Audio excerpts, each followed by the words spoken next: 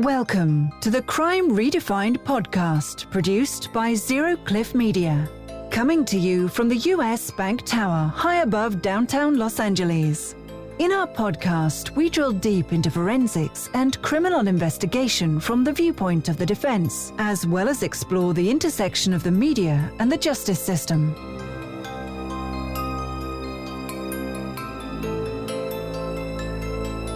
So let's dive into all 8 of Grisham's reasons. And the first one off the bat is bad police work.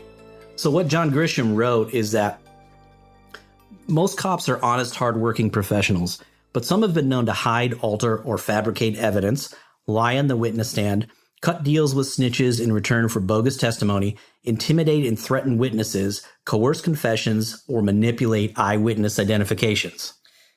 I mean, I can't even tell you if even one of these are true, how scary it is. Like I said, if you're just a average guy or girl and you get a DUI or whatever, and one of these elements are there, I mean, this is scary stuff for the average person. It's scary stuff. And, listen, in any profession, there's always bad apples. There's bad doctors, there's bad attorneys, but man, the ramifications of some of these things in someone's life can be absolutely huge. And you think about, I think one of the last things he said was manipulate eyewitness identifications.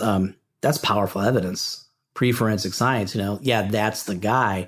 But how is that field lineup conducted? Is it completely objective? Right. Because anything could be kind of swayed or teased up one way or another, right? Well, that's another field where you need an expert on the defense side to come in and say, was this done? Which goes back to the money issue. Right. Because if you don't have the money for the expert. And that's not as sexy as DNA. So maybe in some cases, like, well, what do you need that for? All right, I got to ask this. Any firsthand knowledge of any of these? Again, without naming names. I just think of one case I had that was just smacked of this from start to finish. And again, the defendant might not have been the greatest guy in the world, but you just looked at all the roadblocks that were thrown in his way. And in fact, in this case, there was they had interviewed him at the police station. They accidentally left the tape recorder on. And some of the stuff you heard afterwards, like, you knew they were out to get this guy, in the worst way.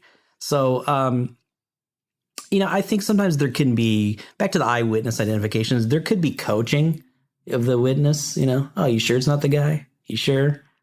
Get another look at that. Right. So I know some of that goes on. I mean, sometimes you hear, some of these cases I hear that maybe before the preliminary hearing there wasn't an identification, but then magically when it's time for court, now the witness changes their testimony. Could be the witness is not reliable, but could it be some coaching? Who's to say? Sometimes I kind of feel for these pro-pers, because I can see why they want to manage these. They want to get a hold of every single piece of evidence because why trust it? Exactly.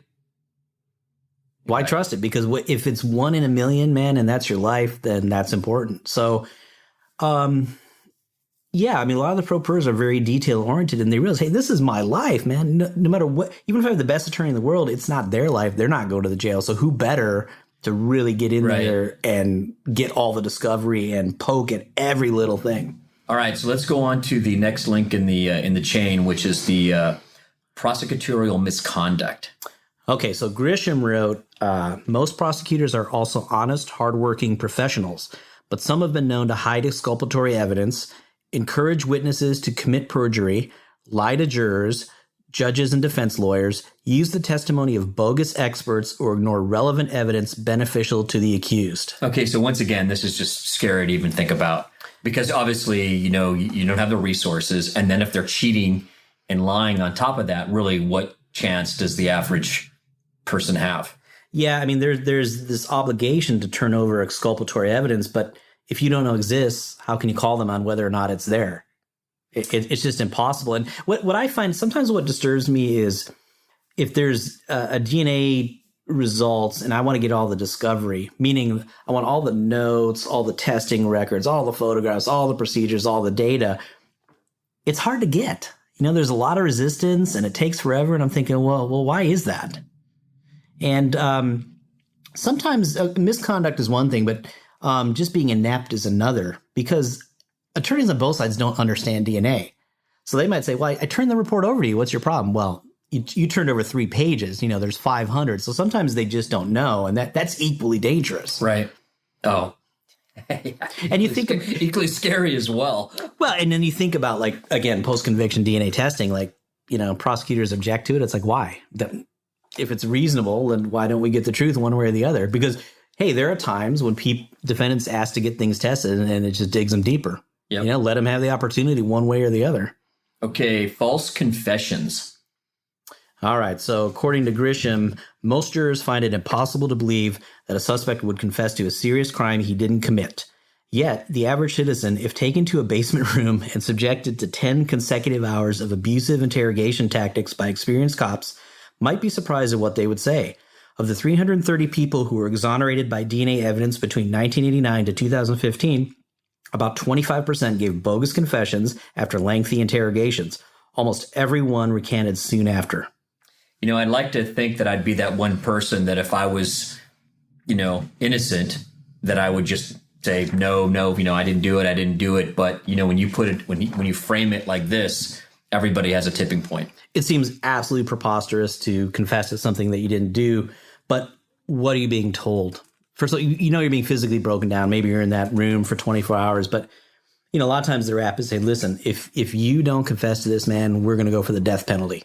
If you confess this, we'll give you a break. You'll be out in 10 years. You'll see your family. You'll raise your kids. But if you don't, essentially, we're going to kill you. So when you're faced with that, and if you don't have resources and you don't understand the system, I can see why you would take that deal. I get it. If that's what you're looking at and that's what they're telling you, especially if you're not that familiar or haven't not been in the justice system before. This can poison things downstream, too. A lot of scientific experts, there's a question, do you show them the person's history? Do you show them reports? Because let's say I'm working on a case and I see that the guy confessed. Do I just say, what am I going to find in the DNA? Is everybody going to say, well, I know it's a confession, but is it really a good confession? And so if people put too much stock in that, even the people helping the defendant, there might be a bias that way, when in fact the confession was coerced. It just sounds like there's a lot of box checking. It just multiplies itself, yeah. Faulty eyewitness identification. Okay, so according to Grisham, he says, more often than not, those who witness violent acts have trouble accurately recalling the facts and identifying those involved. Physical and photo lineups may exacerbate the problem because police manipulate them to focus suspicion on favored suspects. This is the one thing that I hear in the media most is the faulty eyewitness identification. And, a lot of the exonerations that have been in the media recently as well, they were all convicted by faulty eyewitness identification. And it was the DNA that was retested that set them free.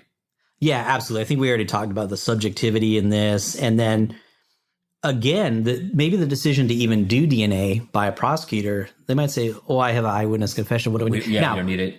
10 years ago, that would have flown. Now there's CSI on TV and people are a little bit more hip to forensic science. So that's not as common. But 10, 15 years ago, you got several cases to do and you have some strong evidence and DNA is limited. Maybe say, forget it. We got an eyewitness ID. How much pressure and eyewitness what's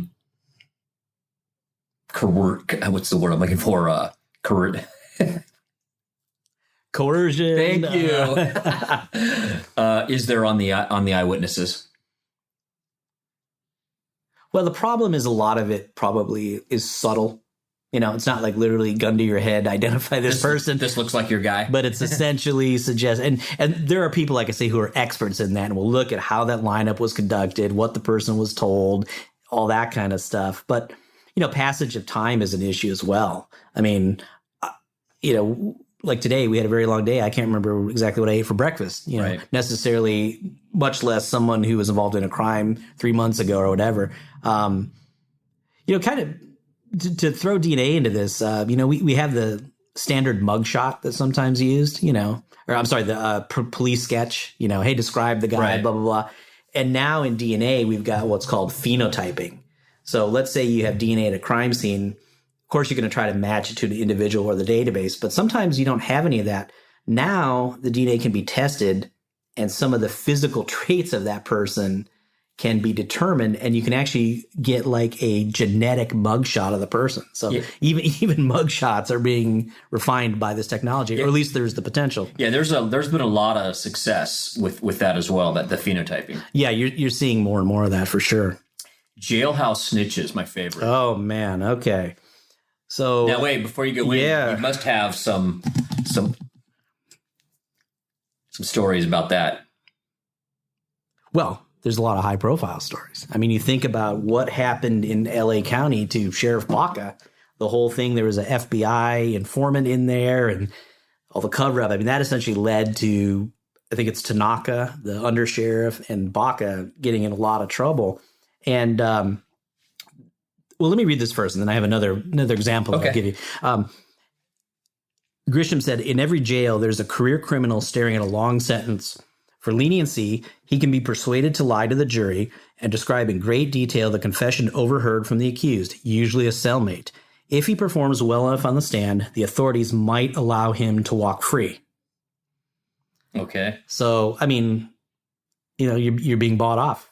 You have motivation to finger the person. Right. Okay, headline last week. The ACLU is suing the Orange County Sheriff's Department. There have been all sorts of issues with them planting people in the jail, or not planting people, they're already in there, but using them to get information from other inmates outside the knowledge of attorneys and just not in a kosher way. And in fact, that big case in Seal Beach at the beauty salon, I know there was an issue with that as well. And now there's actually a lawsuit. So again, maybe a little dirty pool, right? Using some tricks that let's go around the defense attorney and let's use essentially snitches and people to try to get people to say things in the jail. And now, is this legal, or is this something where if they get caught, they beg for forgiveness? Well, there's allegations of things that are illegal. Obviously there are ways to use informants. There are ways, but if you're going to the next level, right, and actually planning people, and you get caught, then you can't use that. It's not admissible in court, is it?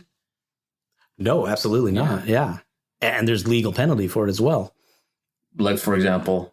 I mean, there could be. One would think that you would face justice if you're trying to do that. But ultimately, it could destroy your case. Now, this seems like the next one, bad lawyering is, oh, boy. I think we hear, and you probably see a lot of that firsthand. Yeah, I see it on both sides. The op-ed said those accused of serious crimes rarely have money. Many are represented by good public defenders, but too many get stuck with court-appointed lawyers with little or no experience.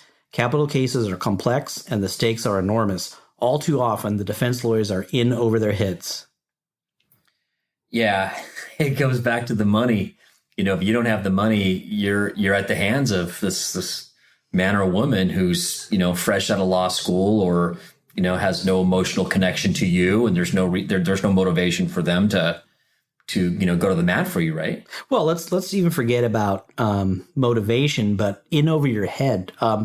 If you're going to handle a death penalty case, at least in California, there's a lot of criteria for experience that you have to meet. In fact, I go to a capital case seminar that's put on annually, and that's specialized training for attorneys dealing with death penalty cases. So you better have an expert in handling that type of case. Any lawyer won't do. Do you remember the numbers, the caseload for court-appointed attorneys? Oh, I know we had talked about that previously, and we said, some states, I think New Orleans and Missouri, we're talking like maybe, several hundred per month or something. Yeah, right. How can you possibly? No, even if you're as diligent as possible, you cannot give each case enough time. You just can't. It's impossible. That goes back to those why people go pro per. Right. It's not always crazy. Did you have a really good line from one of your pro pers gave you one time about why you went pro per? About, it's his butt, Oh, okay. Yeah. He said, you know what? If I'm going to get effed, I'd rather F myself and not get effed by somebody else. I'm like, oh, that's deep. It's funny because you kind of start to get it now. Right. So back to the bad lawyering. Okay. So let's say the attorney's qualified. One thing I see, and I actually have a post-conviction case right now where a lot of the DNA evidence The defense attorney just stipulated to it for court. In other words, saying, you know what? Yeah, we agree. We'll just admit that as evidence, and didn't pull all the discovery and didn't look at it, anything, and didn't hire a DNA expert. That's always a bad idea. So he was just olaying the whole thing, just olay. Pretty much. Because a lot of times there's this attitude that, oh, they got DNA. What are you going to do?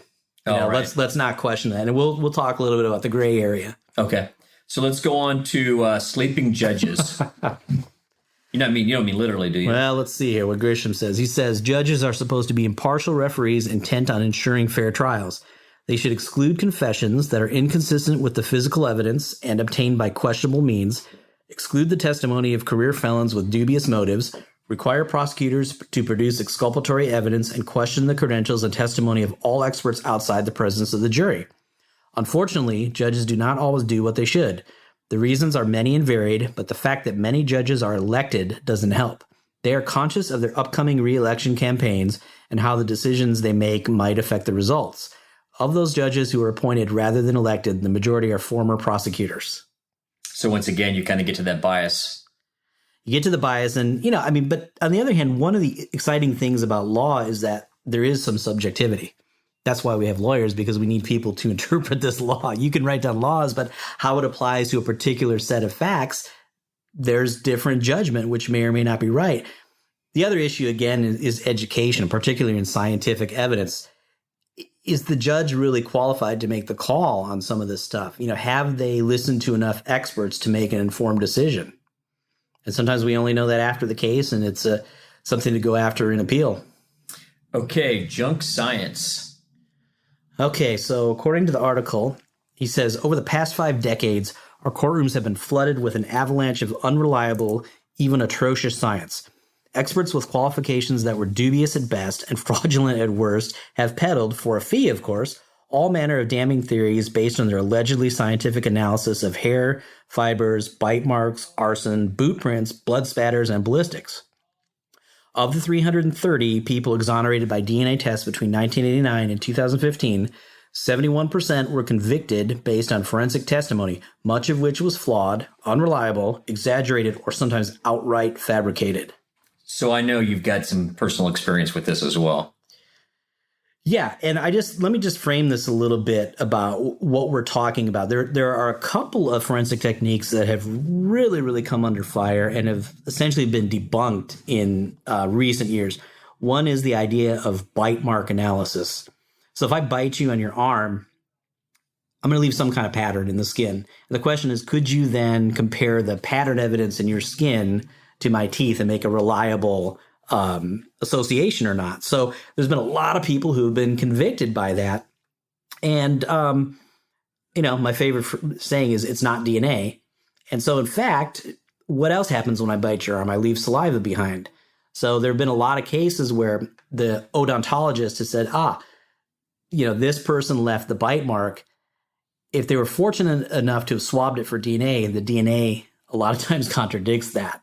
So again, it's a good cross-check to show that, hey, glad you're a dentist, glad you did all this analysis, but you were flat wrong. And so if you testified, and if you testified correctly and said, you know what, there's some similarities, it could have come from this person, I can't tell you 100% for sure, that might be okay. But if you go up there and say, I'm a great expert, in my training experience, this person bit that arm, that's a problem, because you don't have the certainty that other techniques like DNA do. Along those lines, microscopic hair analysis. So if I go somewhere, shed some hair, you could look at that hair under the microscope and then pull a bunch of hair from my head and just see, under the microscope, are there physical characteristics that are the same?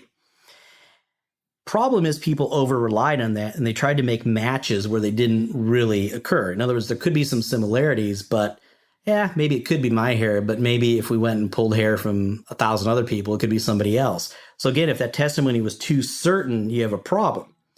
Again, we can cross-check that with DNA.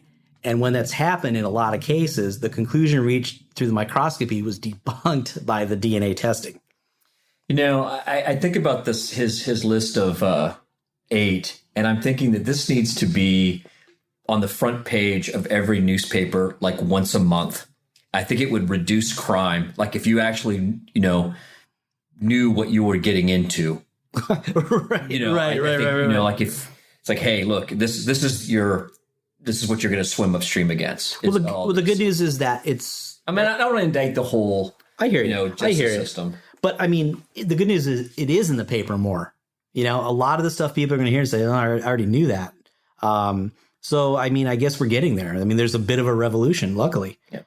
And by the way, junk science can apply to DNA as well. Right. So, we'll talk about this in another episode, but not all DNA is the same.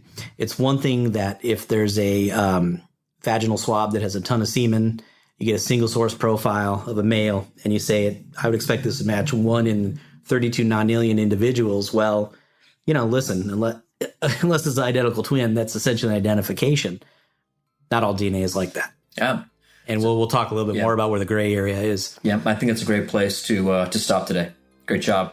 Okay, well, hopefully everybody learned something. Some of that was repetitive, but I think it bears repeating. And I think we're moving in the right direction of all this. We have the Innocence Projects. We have tighter forensic standards, and we have a lot of prosecutors stepping up. So hopefully the future is brighter. Excellent.